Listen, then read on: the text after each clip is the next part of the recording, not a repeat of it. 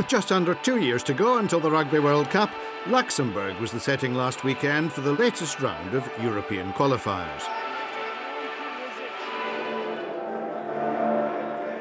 With no professional rugby in the country and the day before their knockout fixture against Israel, the most important game in their history, the Luxembourg players were still at work. Hi Total Rugby, I'm Bob and I'm playing rugby for Luxembourg. An international player at the weekend, Bob Wagner is a lumberjack during the week.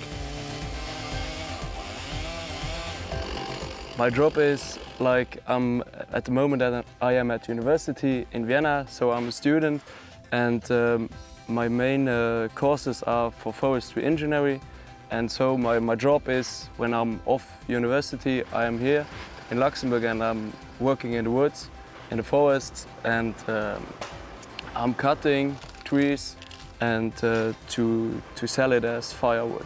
Sometimes after I came home from the forest and I still got training in the evening, it's hard to motivate myself to go to the car and drive to the training, because most of the times I'm pretty tired. Like yesterday I was working the whole day, and at the evening I knew the whole squad is there at the training, like 30 people, and I was really motivated, and also it's for my country, I can represent it, and I'm really proud.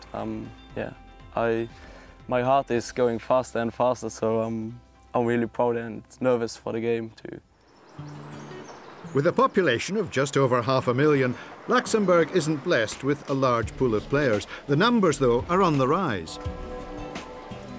And we started with the emphasis originally was on gaining and training good coaches, and then we went to recruitment, and from the recruitment, because we had the coaches in place, we found that automatically retention worked, so we've kept the players, and we've gone from 2006 having 200 licensed players to today having over 800 licensed players.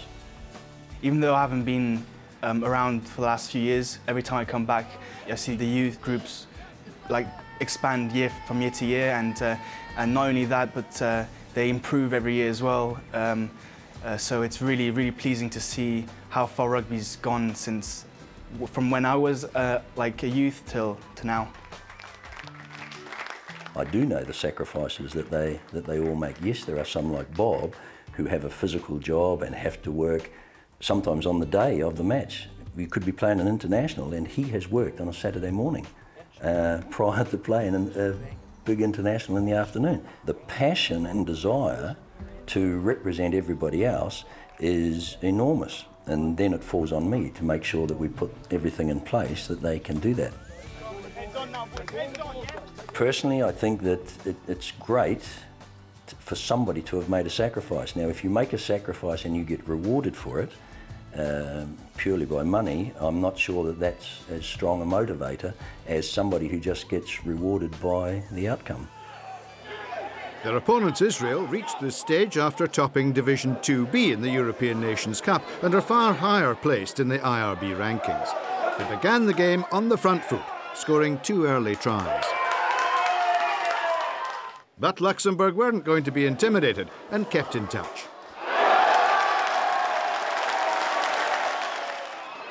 Cheered on by the home fans, they continued to cause the visitors problems. But Israel began to gain the upper hand and finished off the contest with a fine try.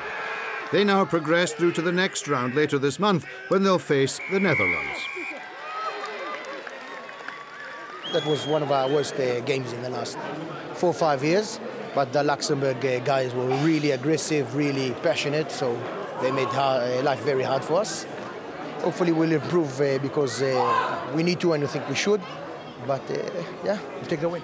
Well, I'm happy with it. You know, you're never satisfied with a loss, but they know a team 50 rankings above us, basically, and they know they've had a game.